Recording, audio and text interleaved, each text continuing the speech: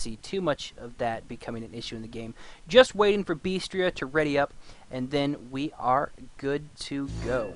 All right, give us our pregame.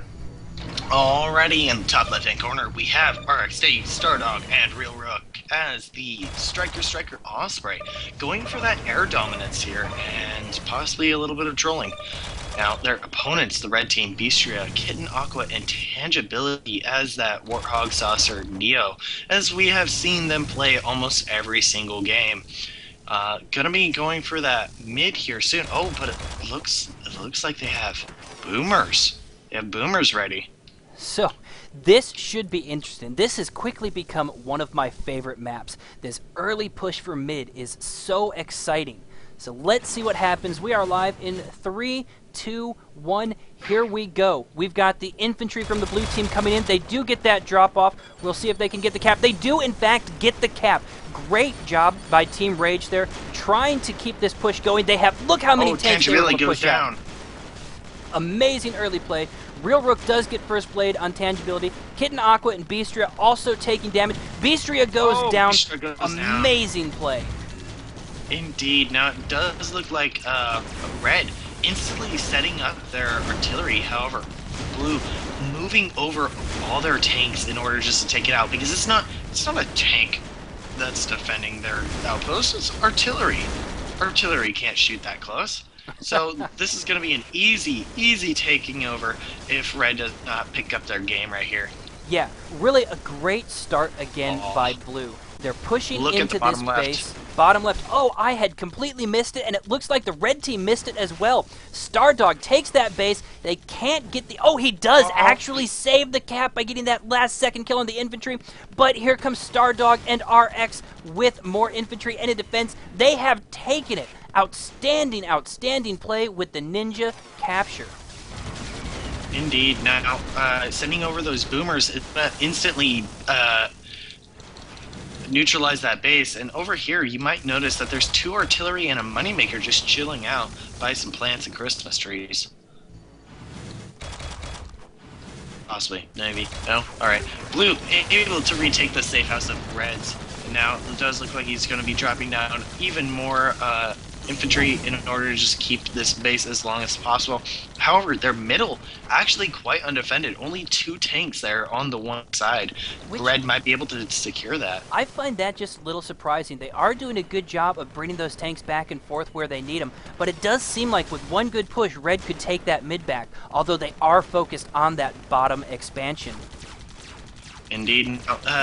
As if Stardog was hearing us from above, he goes and defends it even more. Really smart play. We see Tangibility actually does go down here. I'm not sure who actually got that kill, but RX pushing on Beastria pushes him back and goes back for the heal, manages to hold on to this expansion, doing a really solid job holding on to this and starting to build up that stranglehold, actually taking down some of the economy there.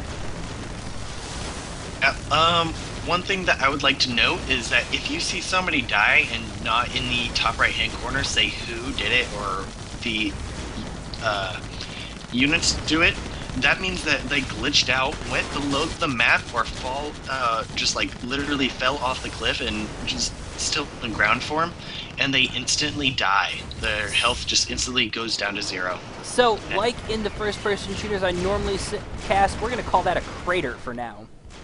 A crater? Cratering, falling off the map to your death. Very nice. We see RX getting chased by Kitten. Indeed. Now we see Blue almost losing this outpost once again. Their infantry spam in order to keep the base up is just quite amazing. Kitten Aqua, I know, is a hater of infantry spam. He almost refused to play when infantry spam was a thing before your time. Well before my time, and does actually go down. Although we do see a lot of infantry coming in on those tanks, which are melted away.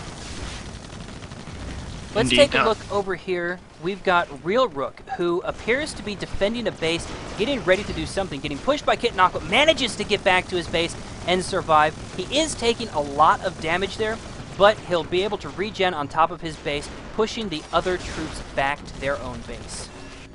Now, one thing that Derp Crew is actually kind of famous for is the Triarch. Even though they are not all warthogs, they can all just target you over your own outpost, no matter the heal, and they can still bring down your health and end up killing you.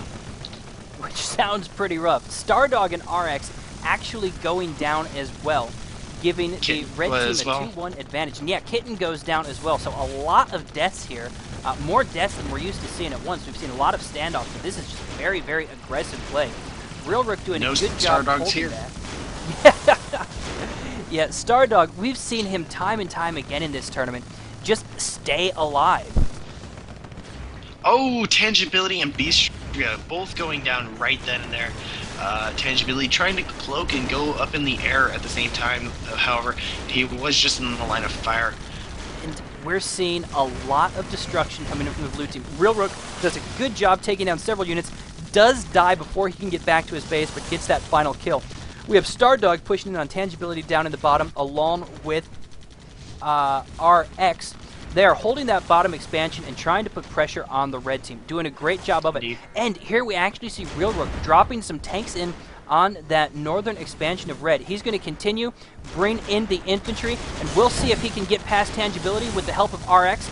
Can't quite get the kill on him. Tangibility is going to continue destroying those units, and it looks like we will have a successful defense by Tangibility as, who is that? Kitten Aqua comes in to help as well. Indeed, if they're gonna win this match at all, they need to keep that outpost, and it's actually under fire from an artillery right now. That might be the downfall if they lose this base, most especially due to that artillery. They will just keep going. Oh, but Kitten with the bombs, actually very close to taking stuff out.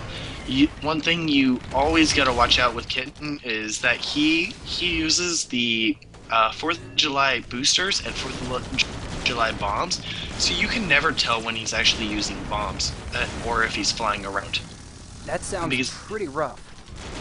Yep. So you always see stars, but you gotta figure out which ones are actually smoked and which ones are actually just explosions.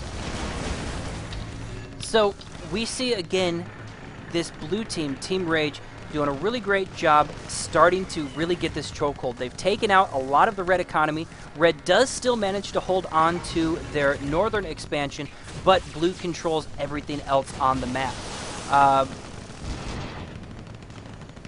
Let's see. We do see also a slight resource advantage going to the blue team. So they're going to continue, like we keep saying, pushing in inch by inch as red gives it to them.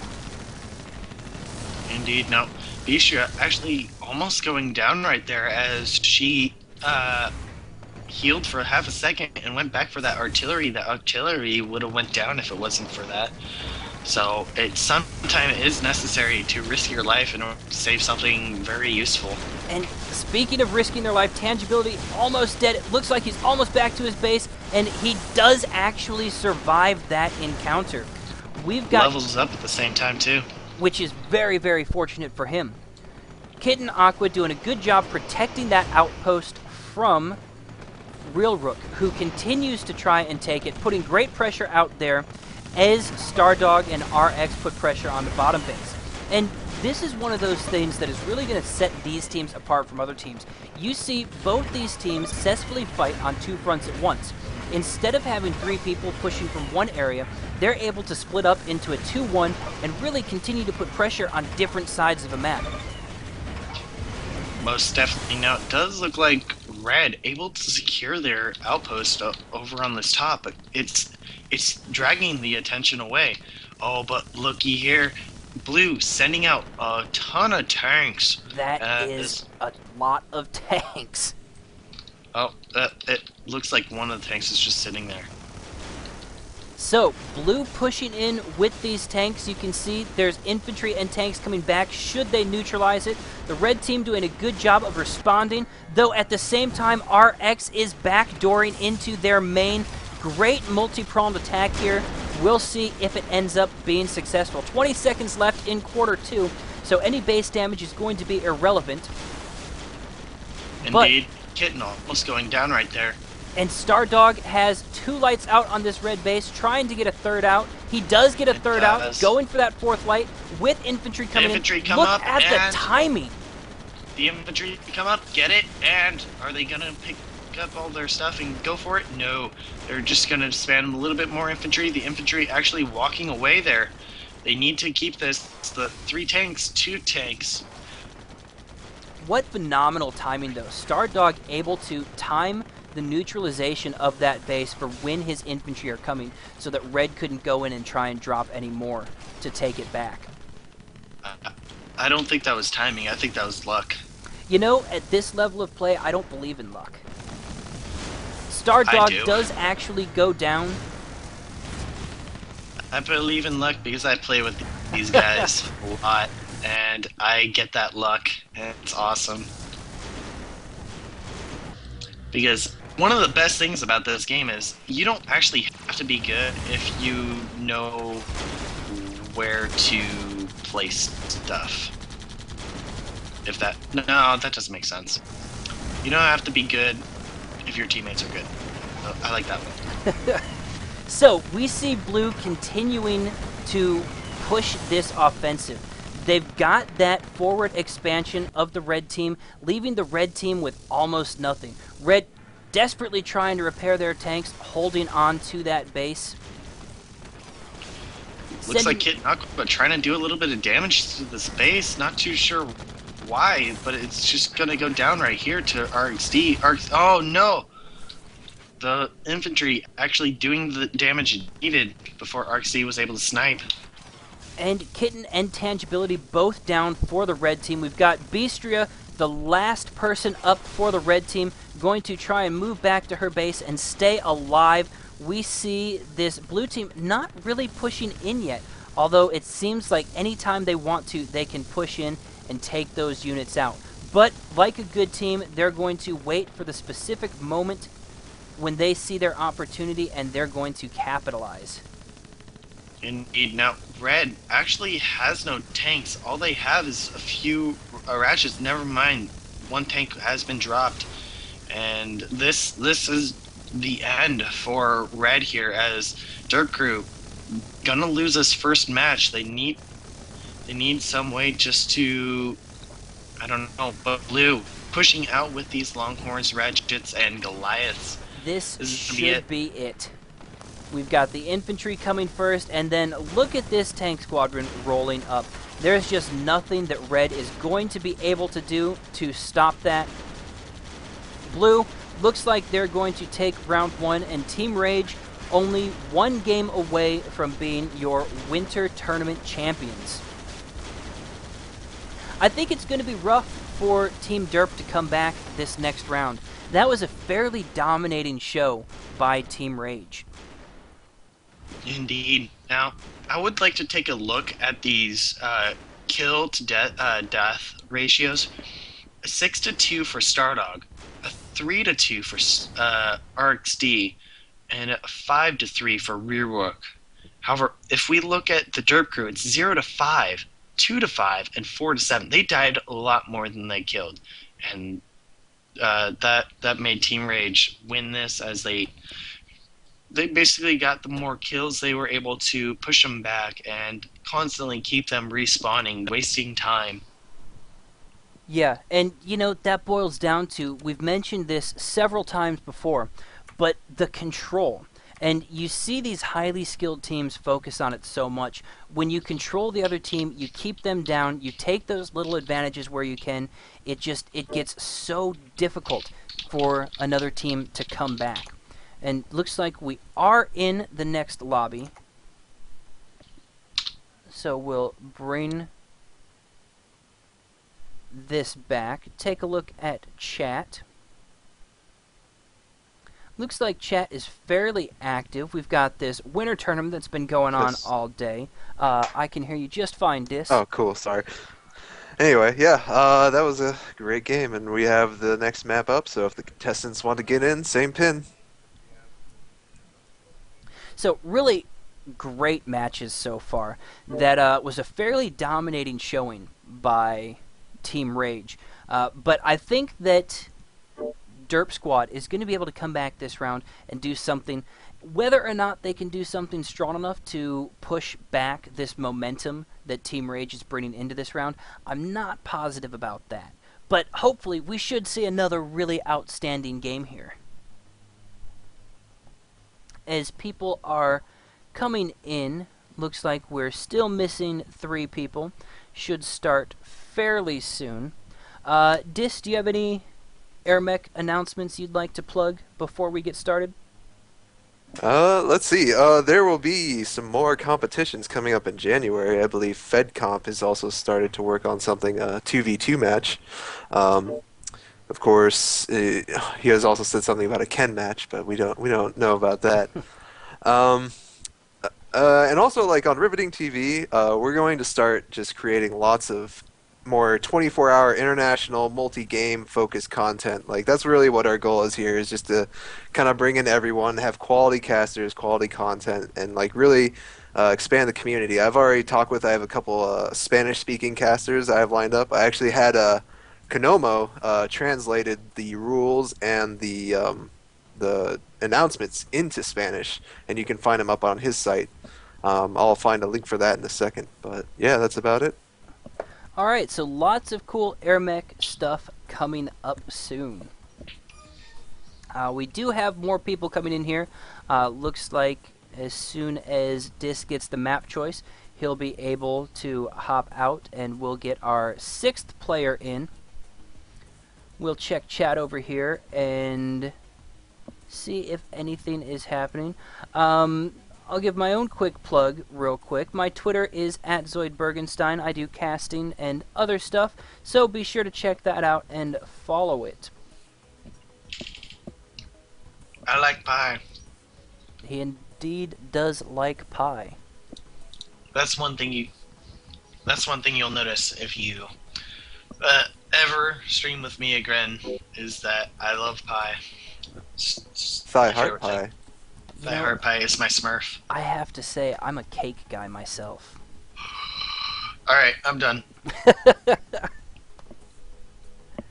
So, once we finish our cake versus pie dispute, we will be moving in. It looks like we do have all 3 people in here. So, we should have a ready up coming shortly, and we'll move into round 2 of the Airmech Winter Tournament Championship game. Now, I have to ask, this pilot that Beastria has chosen has a magnificent mustache. Who is this guy? Beppo. And most commonly referred as the Beppo Hog. The Warthog, also known as Hog, so it's just combining. But Beppo Hog is basically a death machine. A slow death machine. Now, Warthog is slow to begin with, but negative 15% airspeed and ground speed just totally destroys you. But with that 15% Airmech damage resistance and 10% Airmech attack power, you just eat everything up. It's just amazing. I'm very curious to see it. And I do have to say, I love the animation there. The art, excuse me. So, getting closer. We still don't have any ready-ups, but again, looks like pings are a little bit in favor of Derp Crew, but again, that shouldn't really make too much of a difference in this game. Team compositions look to be about the same as they were. It does look like we've got minor variations in pilots, and Beastria in an Osprey. I'm very curious about this because Beastria has always been a defensive player, but her Osprey is more offensive than anything from my past experiences.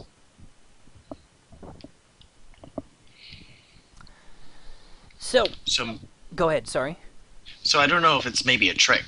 Yeah, I was wondering that myself. Just waiting again for this round to start. We do have everyone in here. They just seem to be chatting. Now, one thing I would like to throw out there is Thank you all for coming out here. This is 94 people actually watching the stream, and this is the final. Yeah, So really that's exciting. amazing how many people that is. And Airmech will only continue to get bigger as the game continues to grow.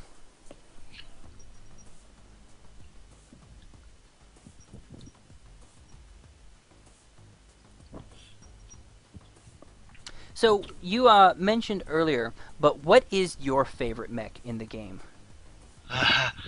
um, Actually, my favorite mech is not my main mech, or one of my main three mechs.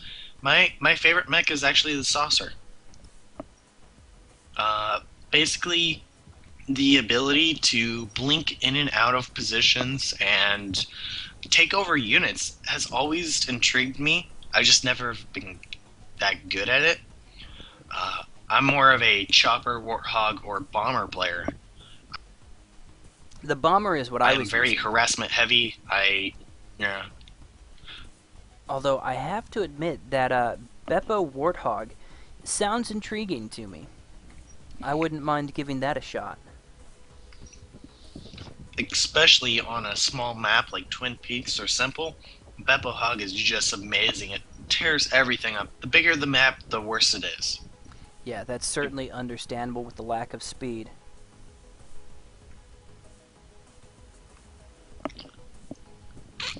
Let's see here. Still Of no course, ready ups. Not sure what of we're course, the waiting for. final game. Yeah, lots of tension trying to get that loadouts just right, and also a little bit of smack talking going back and forth. Never so bad. Absolutely necessary. Now, do you see a lot of countering when you're looking at these tournaments? Because, well, I'm not sure if they can actually see what the other team is choosing, but we can see them going back and forth between pilots. Yeah, they can both see what they want. That might be something implemented in the future. Kind of blind picking. I had tried to set up some way to do blind picking, but it was really just going to be too much of a manual hassle to deal with. Yeah, absolutely. But I mean, these are kind of standard setups. Although you see the blaster and the repair guardian on Stardog and RxD teams. Um, They're definitely Stardog's going to use that to his advantage. Stardog, absolutely great dogfighter, as you've seen. The last Stardog fighter, as it were. So yeah, but they probably should be set. They might just be discussing some final strategy and all that. Yeah, it seems so. Team Oh, Derp, go ahead. Kit and Aqua, we have decided what we shall do. Trying to come up with that last minute strategy. Oh, and here we go. The Yes! triple Warthog. Try Go Hog. Yes. Yes. If they're going out, they're gonna go out with a bang. I am excited to see this. Oh, this is coined by them.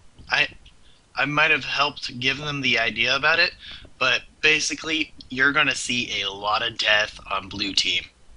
I can only imagine. We will lose with Derpnor. So, should be an exciting and enjoyable final round here. Indeed. Or we could see this Trigo Hog pull out an amazing win for Team Derp. Or the Derp Squad, excuse me. I don't doubt it. Especially on Twin Peaks, how great that is. And just looking at the stats of Go, you have 5% flight efficiency. You have 10% faster respawn, which helps so much as a Warthog because it has one of the higher ones. And then missile shoot down chance with that spray of the Warthog's minigun is just great. And then the 5% radar vision, excellent. In addition to this Atlas, and I'm assuming that those abilities stack, giving them 15% radar vision. Yes, so you have 15%, and then if they went for the Guardians, they'd basically be able to see the whole map.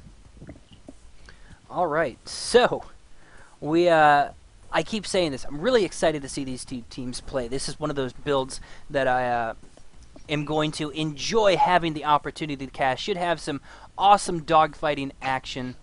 and we'll see what ends up happening. We are waiting. Go ahead. The thing is, though, warthogs aren't dog fighters.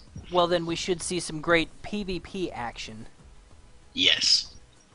And should be very enjoyable. Just waiting for Beastria to ready up, and then we get in. Of course, we have the Derp Squad battle cry before we start. With the almighty roar of the derps, I pronounce the assembly of the derp crew. Derp crew, go forth! Rawr. And take us away with the pregame.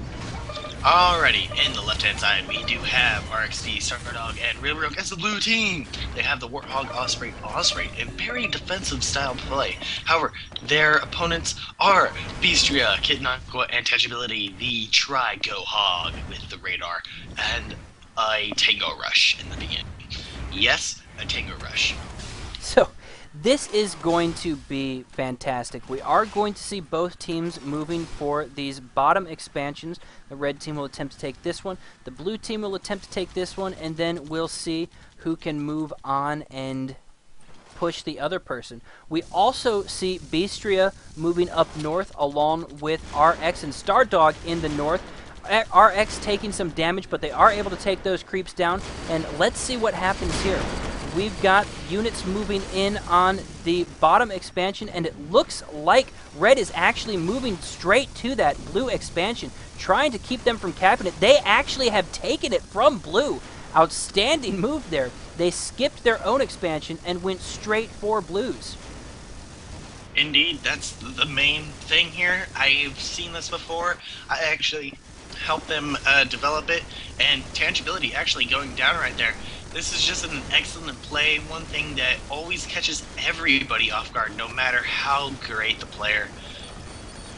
Now, something you might also see here is that red not able to secure their own, but they were able to set up that artillery in order to prevent blue for a very short time that tank mass. However, moving out all their tanks, actually leaving none at their own. And able to neutralize this bottom base again. Blue moving in with a lot of tanks, a lot of power, infantry coming in and lighting it up. They have taken it, giving blue that expansion advantage. And it looks like they have enough units camped here that they will actually be able to hold it, sending several units even across the bridge. Indeed. I would still be happy to see these guys just completely derp around. Just troll everybody, and that's it. Well, and we have Stardog, who is trying to stay alive, might get back to the base. No, he doesn't get back to the base. So Stardog and Beastria both down. We now see the only remaining player up for the red team is Tangibility, who is out here trying to stay alive, going back, and it looks like blue team already has this secured. Kitnock was saying their plan, lose, but great effort, really smart move taking that forward expansion. They just weren't quite able to hold it. We've got Tangibility actually putting up a lot of damage off screen. Kitnock moving back and healing. We do see the blue team going for that northern expansion. They've got a few infantry units in, but they haven't managed to take it just yet. Trying to finish off those creeps. Kitten Aqua goes down. We've got Beastria, Tangibility weak, but he isn't. Yes, he does go back for the heal. So we go back and we see blue has managed to take this expansion, and now it is just a matter of time. This was one of those strategies, if red had managed to pull it off, it would have been amazing. Look in the back here, RXD with his Warthog, gonna be doing some own little funky stuff. And he's taken out a good portion of that economy, manages to escape and get back for the heals. Blue, again, really outstanding play. It looks like we're going to see Team Rage walk away with this trophy, and Stardog is going to get a second trophy to put on that flare for his pilot ship. Indeed. Now, I am pretty sure the Derp crew were talking for quite a while, saying, you know, after that last game, they don't want to go out like a bunch of people who just kept losing. They want to go out with an awesome bang. So now they're doing it. They don't care. They're just trolling. They're gonna do anything in their power just to troll the hell out of them. And Kitten Aqua retreats back to the base. Yeah, and like you said, it was enjoyable to watch. It was a great attempt. They did take that forward base. Kitten Aqua going down. Looks like Beastria will go down as well, leaving just Tangibility. Tangibility stuck on the ground. He's going to try and get back to his base where he can go up and survive. Spinning around in desperation. But it's one of those moves, as I was saying, if it had worked, it would have worked, or it would have been a great thing to watch. Didn't quite work, so this is what ends up happening. I would just love to see all three of them go at the front of Blue's base, each one of them with a tank, a longhorn, drop it, press that Y button, and every single thing hit the front door. And see, and just watch how fast it goes down, because it goes down pretty dang fast. So, Beastria, we now have all three members of the red team down. Now, we do actually see a lot of these motorcycles. I believe, what's the name for these? Tangos. Tangos. So when the Tango dies, it can spawn 2 infantry. Really looks kind of funny on the map, patrolling around there. Looks like a whole bunch of bees. So, and here we actually see Kitten Aqua moving those Tangos back to the main base, and Real Rook and RX will come back to stop him. Stardog actually comes too, so Kitten Aqua doing his best to get some damage out there. Tangibility comes in to join the party. Stardog going to take out Kitten, and Tangibility will go down to, looks like I'm not sure what killed him there. He's self-destructed. Self-destructed, so denying that kill with the self-destruct. We do have respawns, however. Kitten Aqua back up, trying to pump those Tangos out.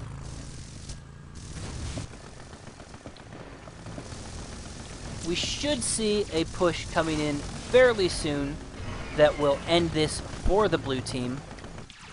Nah, they should just keep it going. 98 viewers, you gotta end it with a good bang. So here we have them pushing back to the main again. No units to drop off this time, but they are going to try and get some damage done. They've got to get through that shield, actually doing a bit of damage there, but Beastria Tangibility down, Kitten Aqua goes down as well, so that's another triple kill, an ace for the blue team. As I said before, look at how much damage has gone down. They did do a lot of damage there. But defense is coming up from Real Rook. They're not going to mess around and risk an upset loss. This is actually a lot of defense that has just been put up around that base. Ready now, possibly for a push. They may continue to bolster their defenses just a little bit and play around in this final round. Yes, indeed. However, Blue, with these Berthas, actually just wanting to end this. And we see this huge mass of troops that should be rolling in pretty soon. Actually, a lot of defense there.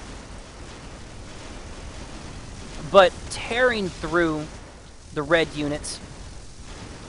We see them just dying left and right. Tangibility running back to his forward to heal up just a little bit. And here come more units pushing in. They're going to take out some of these Tangos. Tangibility actually goes down. And it looks like this is nearing its conclusion. Kitten Aqua getting some damage out. Real Rook pushes him back. And here we see some hits on that red base. Kitten goes down once again. So much anti-air being brought forth up here in the front that these Warthogs don't know what else to do. Tango's dying left and right. And there's not much they can do. They move off their base, they take so much damage that they're almost dead, so they have to go back. If they don't go back, they'll die. Stardog doing a good job, almost gets away, but he does in fact go down. That elusive Stardog kill, we've just seen one. And Real Rook actually down as well, leaving just RX. So, we still just have so many units here. Look at that salvo of missiles. What are they supposed to do? Getting as much damage in as they can from on top of their base, trying to take out some of those, but look at that, over and over again, you just see the anti-air destroying anyone who lifts off the ground. And we try and follow it, tangibility, chasing those, letting those missiles chase him, and we do actually have a Beastria and a Kitnakwa kill. Kitnakwa respawns. Halftime has been reached, so we've got that fortress repair, and I think this is where we're going to see that push come in from the blue team that's going to end it. It's possible. However, over here you see all of red. Red doing their best, but it is just not enough. Kitnakwa, Beastria both down to that massive assortment of defensive units. And Stardog in here wipes out the remaining red units, and he is coming in to finish, not quite to finish this off. He's going to bring back a unit or two, and then they're going to win. Down to half health, we are just moments away from crowning our champion. I say I was really hoping to see Derp Crew focus somebody down on an outpost. Here we go, the final seconds. I said moments before, but they managed to stretch it out for a moment longer. And there we have it, your Winter Tournament Champions Team Rage, featuring RXD, S10, Stardog, and Real Rook. Your second place team, Beastria, Kitten Aqua, and Tangibility. We will actually have our third place game, I believe, immediately following this game.